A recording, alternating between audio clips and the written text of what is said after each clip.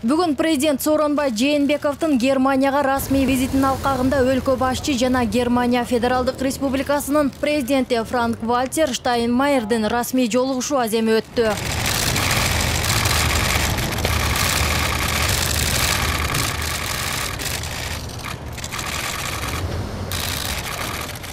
Президент ардактуу коноктордун китебине Германия элине эң жакшы каалоо тилектерин жазып калтырды. Расмий делегациялардын мүчөлөрүн тааныштыруудан кийин мамлекет башчылары аскердик салтанатты көрүштү. Эки өлкөнүн гимндери жаңырды.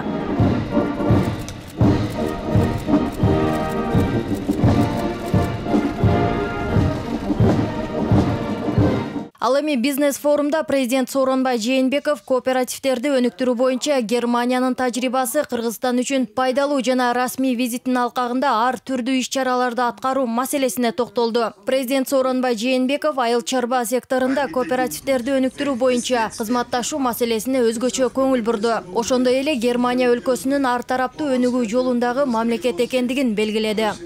Урматтуу мамлекеттик министр, биз сиз менен жолугуп абдан кубанычтабыз.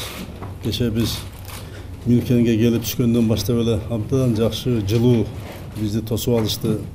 Жогорку меймандоштук менен. Мюнхен шаарынын эли дагы, шаары дагы архитектурасы өзгөчө шаар экен. Бизге абдан жакты. Элинин Мамлекет башчы кошумчалагандай, Баварияда кооперативдер системасы кеңири өнүккөн. Германияда ар бир 4-чү киши кооператив мүчөсү болуп саналат. Аны менен катар мекендештер менен болгон жолугушууда маанилүү маселелерге токтолду. Өткөндө көрдүңүздөр, биз ошо тыш жакта иштеп аткан элчилерибизди топтоп жыйын өттүк.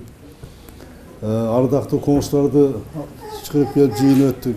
Ошол жерде маселелер коюлду. Биринчи, ушу сыртта иштеп жүргөн, кызмат кылып жүргөн, окуп жүргөн биздин мекендештерибиздин алардын укугун коргоо, аларга жардам берүү элчиликтердин. Экинчи, ошол мүмкүн болушунча биздин мамлекетке инвестицияны тартуу боюнча маселе катуу койдук. Бул иш жүрүп атат.